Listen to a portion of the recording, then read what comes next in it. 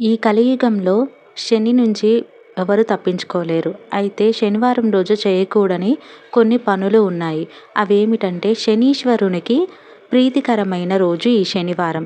ఈ శనివారం నాడు వెంకటేశ్వర స్వామి వారిని పూజించిన, ఆయన దర్శనం చేసుకున్న శని నుంచి బాధలు, పీడలు అనేది తొలగిపోతాయి. అయితే మనకి తెలిసి తెలియక కొన్ని పనులు శనివారం రోజు చేస్తాము. అవి ఎలా చేయకుండా ఉండాలో అవి ఏమిటో ఇప్పుడు తెలుసుకుందాం.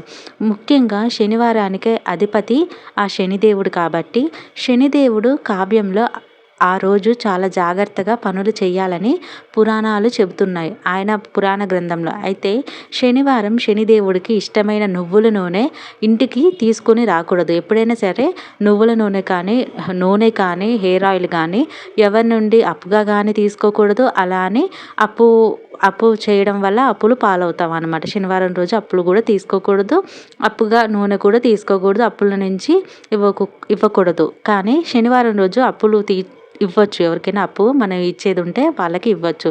అలాగే శనివారం ఉప్పును కూడా కొనకూడదండి. ఎందుకంటే అష్ట కష్టాలు పాలవుతాము, అష్ట కష్టాలు పడతామన్నమాట.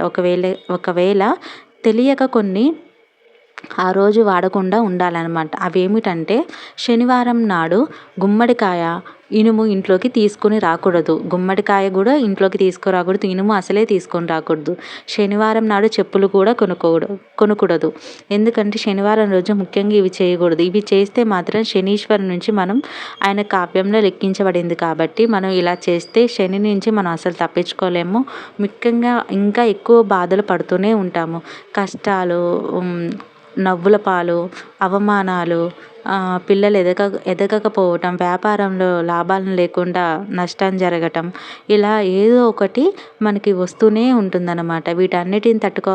వీటన్నిటి నుంచి విముక్తి అవ్వాలంటే శని నుంచి మనం విముక్తులు అవ్వాలి. శని బాధ నుండి మనం ఆయన శని పీడ నుంచి మనం తొలగిపోవాలి. ఆయన్ని మెప్పొందించాలంటే చాలా కష్టం.